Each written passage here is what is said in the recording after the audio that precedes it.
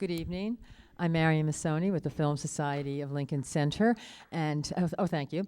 And and I'm also a member of the selection committee for new directors. So I want to welcome you to the 41st edition on behalf of everybody at the Film Society and also everyone at the Museum of Modern Art. We're coming into our final few days, and we have a very special film for you tonight, Donoma, that we actually discovered in a movie theater in Paris. A lot of times things, they come to us, they're submitted, but Richard Pena, my colleague on the committee, he'd been to Paris. I was going to Paris. He goes, see this film. So I did. So I actually paid to look at this film and to see if it worked for us, and so it did, and we're very happy it all worked out.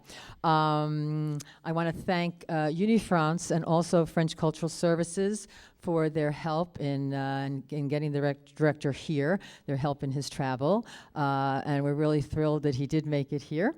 And we're going to have a Q&A for you afterwards, so please stay. But right now, it's my great honor to introduce to you the filmmaker, the director of Donoma, Djinn Carrénard. Djinn.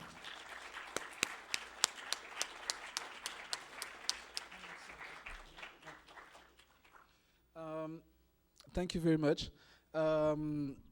It's a great pleasure for me to have this screening in New York City because it's actually there that I get like the idea and the will to make this movie. So I spent like three months in New York City in 2008, and when I got back to Paris, I started doing this movie. Why? We'll talk about it later.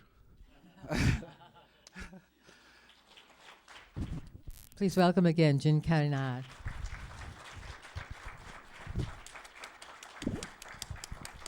Thank you very much. I'll start, and then we'll come out to the audience. Can you talk? There's much to talk about this film, but let's just start with how you pulled together these stories. Were they different stories that you then pulled together, or did you sit down to write these different stories as one film? I'm always writing like a lot of stories at the same time, and so I had like I'm very interested by the couple, the couple stories, like how people met, how they feel up each other at the end, and so I always get like maybe 10 couple stories, and that I'm writing at the time. And when I started to make Donoma, so I had some of these stories. I had been working on them like for years. For example, the saint, the story of the saint, because I was having a discussion with my mother, and she told me that when she was a kid, she wanted to be a saint. And I couldn't understand, because I was like, hey, why not a singer or a saint? Saints don't have like real happy lives. How can she was like maybe 8 at the time, and so you got all these stories, and at some point I look at all the stories that I was writing, and I noticed that 3 of my story were talking about 3 different kind of love. So there was this passionate love that can come and go as quick as it gets. That's the story of the teacher. The Spanish teacher, yeah. There's the love on a day-to-day basis, like with the 2 strangers. How can you learn to love someone living with this person, like loving his habits, loving to wake up with this person? And the third one is a love that doesn't even need a physical connection. And I was looking at these 3 stories, and I was like, hey, that's maybe a key, because every time we're looking for the 3 in one person. I'm not talking about polygamy here, but it's like we're looking for the 3 in the same person, when it's 3 different kind of love. So I really wanted to show that. So I afterwards I put the story together to have this kind of modern definition of love. Well, it's interesting you say the threes and not polygamy. Of course, in the religious love, there's the Holy Trinity anyway, so there's a lot of three stuff in my head going on. See that? Yes, in the back. Thank you.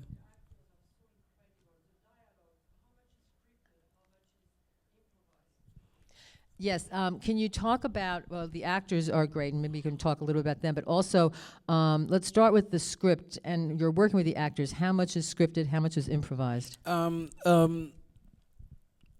It's like I really I really like the life that's in improvisation, but I like the fact that what is scripted is precise. So I wanted to create something between, in between both, and so what I did is like I wrote the dialogues, but I wouldn't give them to the actors. I would say, for example, if it's a scene where if it's a scene, you say scene. Yeah. If it's a scene where she's supposed to leave him, so I'm gonna come and I'm gonna say, hey, so you're gonna tell him he's coming from work. You're gonna tell him hello, and he's gonna answer. He's gonna answer something like I don't know. Where's my book? And you're gonna answer. I just said hello. You could at least like you just came from work, and but so I'm gonna tell them the whole each exchange that they're gonna have. Each time I'm gonna say, you're gonna say that, he's gonna say that, he's gonna answer that, then you're gonna get pissed off and say that, and then they're gonna go with their words. So you can have something that's as precise as the scripted dialogues, but at the same time they're using their words, so they're improvising. Yeah, they're Yeah, improvising. Now, and talk about the casting of the film. Did you do a wide casting call? Did you know these people? Had you worked? You've shot music videos and different things like that. Had you worked with them before? Yeah, I worked with them before because the type of movie that we were making, the guerrilla type, really requires like a particular state of mind. So we really had to work together just to see if they could like handle the whole process. And so we worked a lot together, and I really like to break the whole casting process. I never do a casting with like people waiting on the line, coming, saying a text, and then bye bye. I never do that. What I do is that I talk to people, kind of work with them, even if it's just shooting one scene. I'm gonna work a little bit with them, and then after that, I'm gonna pick up some actors, and I'm gonna go and we're gonna work together. We're gonna have some like workshops. For example, for my next movie, I did like almost a month of workshops with a lot of actors to just to pick up like the right ones. Yes. Could you explain the title? Does No, it have a translation? No, Is the it in title English? is never explained in the movie. The title is actually You didn't miss anything. You didn't miss anything. Yeah, the title it's Native American first name, which means the day has come. And it's Sioux. You say Sioux? Yeah. Sioux. Yeah.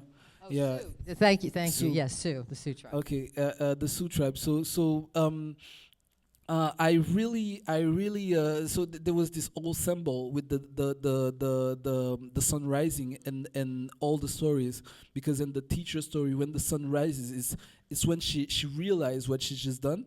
Because before, in the nighttime, she don't really get what's happening. And for each story, for example, for the saint, you get each time the sun is rising, you get this whole symbol with the apparition of God and the new signs and stuff like that. And so I looked in the Native American language because I really like the words, how they sound, and so I looked in the Native American language to find out how to say the sun is rising or the day has come.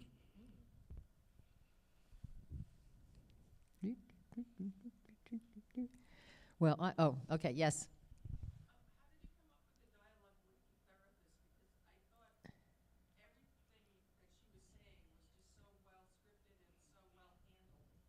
How, this is a question about the dialogue with the therapist, because it just seems so well scripted, so well handled, probably sounding exactly like a therapist. You would, I guess you would say. Um, how Was that any different from the rest of your script? it was very different because actually the movie that got selected to Cannes and the movie that got reviewed and stuff wasn't this one because the therapist wasn't in it.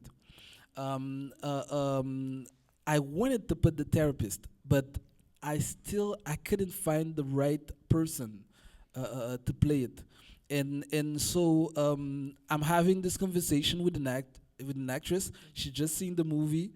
And she liked the movie a lot, and we're talking together. And she told me that she had therapy studies, and so I say, okay, I would like you to analyze one of the characters of Donoma, and so that's how we got into it. And I took Salma, and every before every session, I would tell her, this is what you need to ask her about that, and I was telling the actress, this is what you willing to say, this is what you're not willing to say, and I would just let them talk, and there was like real long improvisation that would last like 45 minutes or stuff like that. And by after a week, we had like hours and hours You were shooting, yeah, you were shooting all of it. yeah, because and so basically my work was consisting in knowing what she could ask and what she would not ask, and she would ask it like the right way. And so after that we finished like maybe a week of shooting, and I told her, oh, you like Donoma, then that's great because you're gonna be in it. And she and she was like, that's the first time that happens in my life. I'm like, okay, cool. It's one way to get casted.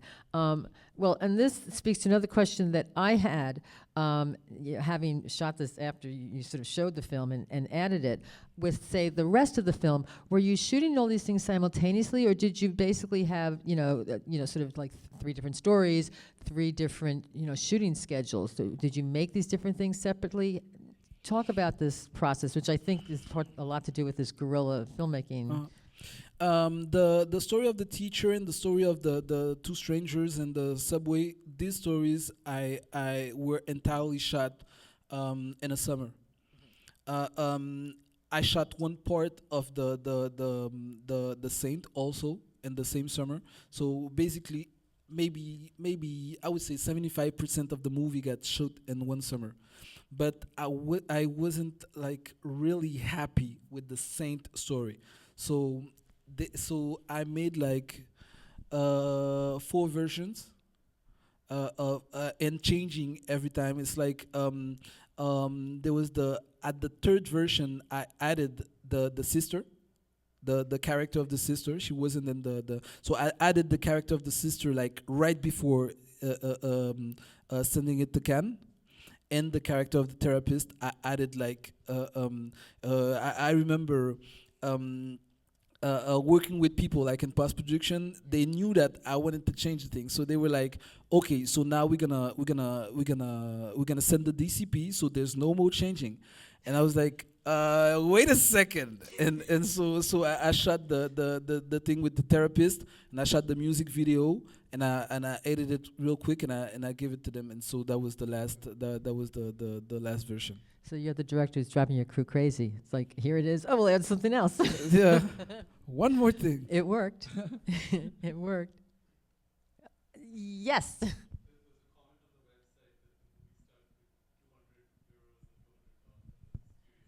Well, yes. In the blurb, we do say, rumored to have been made for about $200, and we usually, don't require filmmakers to say what their budgets are. But can you talk about it? Was it, an incredibly micro, mini budget? Yeah, actually, it was at the point when I started this movie. I had like no budget at all to make it, no budget, and so I started it. So basically, the point was when I need something, either I'm either they giving it to me, either I'm borrowing it, but I'm not gonna pay for it because I cannot. And so it was all about like maybe for example, I needed someone like for the costumes in the movie. There's this guy I shot a video for him, and in exchange he gave us the costume, and everything was made like that. Like you giving me something, I'm giving you something, and everything was either borrowed or exchanged or given. Everything was like that. Everything except one thing. At some point, there was this scene in the movie where I really wanted the guy to wear a tuxedo. I really wanted that tuxedo because the tuxedo was great, like with the lights in Paris, like everything in the night, and so the tuxedo. I managed to find a real cheap tuxedo, $200, a $200 There's the tuxedo. budget. Yeah, there goes the budget. And so I buy the tuxedo and we shoot the scene. And after that, the scene got cut off because it was actually terrible acting. And Did at least the tuxedo fit you so you could like wear it to Cannes and wear it on the red carpet? yeah, I should have. I should have. Just thinking a little more down there. Yeah. I'm like, I should have come with it. There goes the budget. Oh my God. And so when we got the can, it's like everyone was asking us, so what's the budget of the movie? And we're like, there was no budget. And they were like, okay, so 40,000 euro. And we were like, no, there was really no budget. And they were like, yeah, okay, 15,000. And like, and so we had we gathered as a crew, and we're like, they really want the prize. So what have we spent on that movie? And someone said the tuxedo, and we're like, oh, great. And there you go, and the legend, and the rest is history. Right. Apparently so.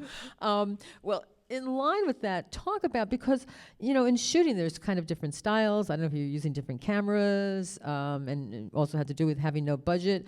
Talk about how you shot it and what you used, because you do use sort of different techniques as it goes along, it seems to me. Yeah, because at some point when you say to yourself, I'm gonna be a filmmaker, and you start to see all the great filmmakers that were before you.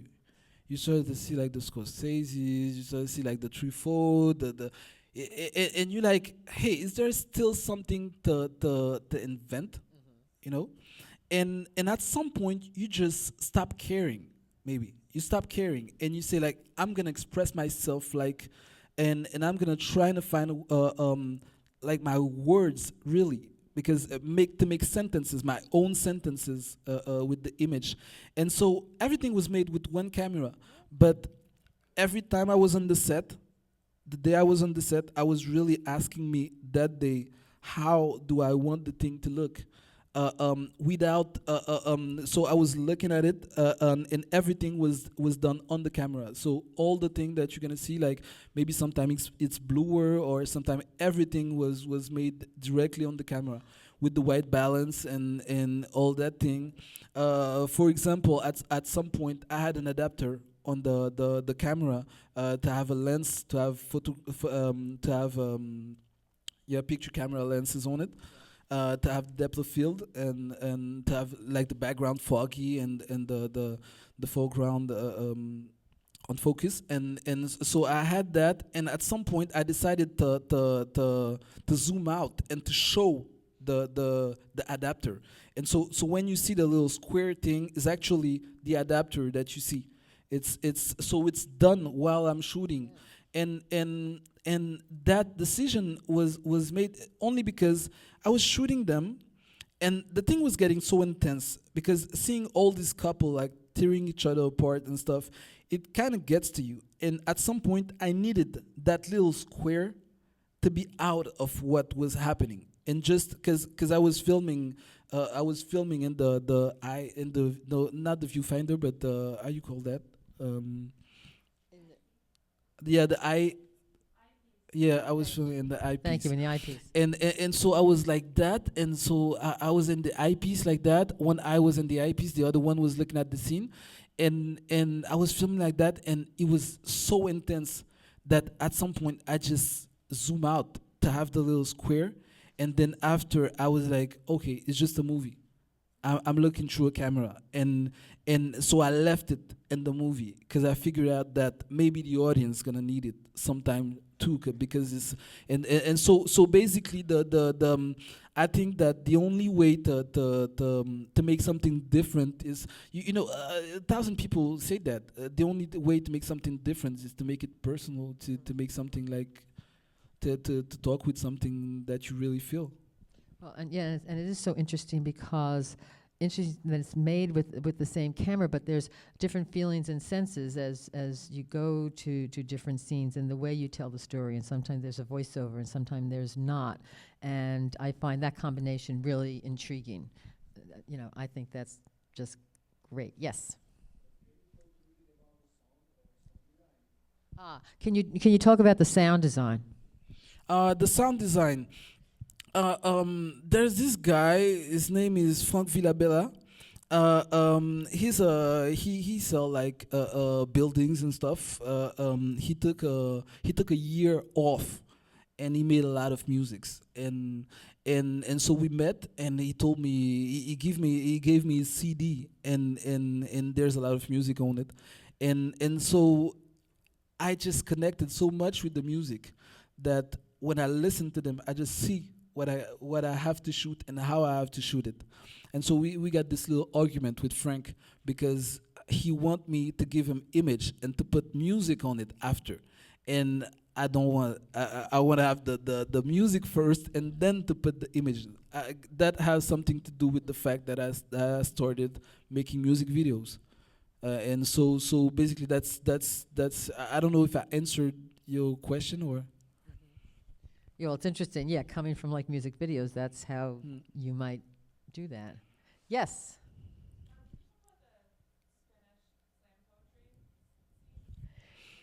Can Yeah. you talk about the Spanish slam poetry scene? So yeah, this one is it's like at when I first wrote the script, the student was supposed to make a rap where he was like telling his friends, that's what happened and blah blah blah, and so I explained it to the actress, and she was like, and that's it, and it's over like that, and so he's just gonna say his rap, and the movie's over. She claimed it was misogynistic. I listened, and I was like, okay, give me 24 hours, and I'm gonna think something. I'm gonna figure something out. And I was like, I was thinking, I was like, okay, then she gonna do the rap. Let her, because the story is already told by a guy, and let her told the way the whole thing happened. And so I found her a rap teacher that exists, people. Rap Do not teacher. laugh. And I found her a rap teacher that actually rapped in Spanish, and so they worked together. And I wanted to see the rap that she was, because I told her, you got to talk about that. You got to talk about the sex scene and blah blah blah. And I wanted to see the rap, and she was like, no, I'm not gonna show you the rap. She really wanted to have the thing like for her, like her thing.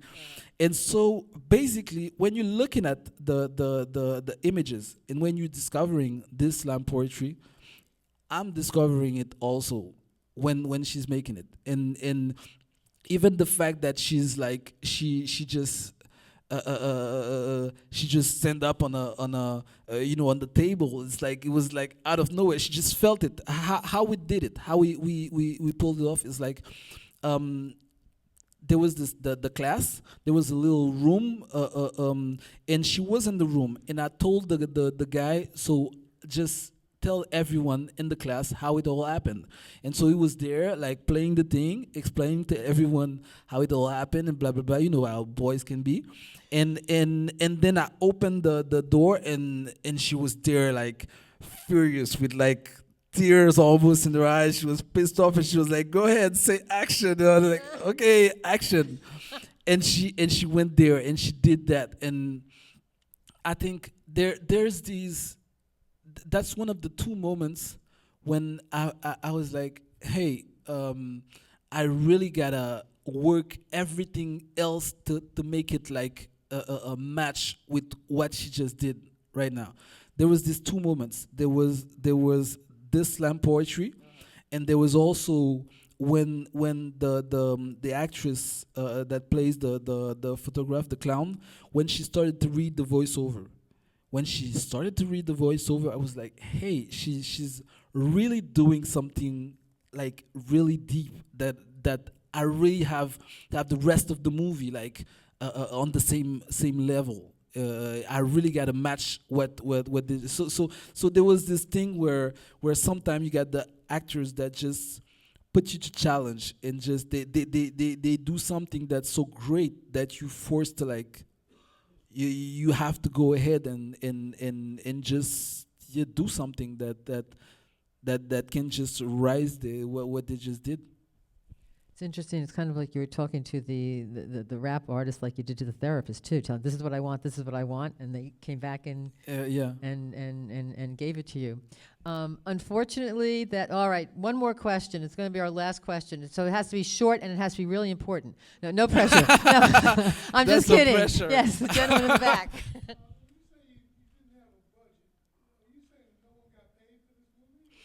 Okay. Yes, the question is, when you say you didn't have a budget, did no one get paid for this movie? Welcome to the world of independent filmmaking. But yes, go ahead. You know what? When we shot the movie, no one got paid because there was no producer and blah blah blah.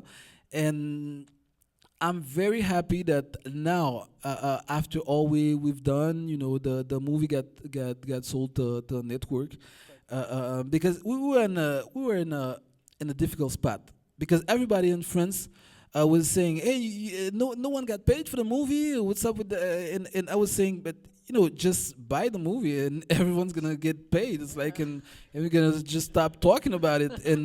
And so there was this one network that just did, and this network is Arte. And they're very well known in Europe. They you know, it's a big channel, right? Yeah, it's a pretty big channel. And the guy from Arte saw the movie and he told me like what I can do to help you guys. And I said, just buy it, you know, and make the thing simple. And he did. And so a few times after, I was very glad to be able like to pay the actors on the movie. I still haven't paid myself. I think I'm gonna sue myself anytime soon, but yeah, I'm pretty pissed off about that. Hey, and you know, if you're a U.S. distributor, you can buy the film. It's just a little more money in their pocket. Anyway, Djinn, thank you so much for this quite incredible film. Thank you, everybody.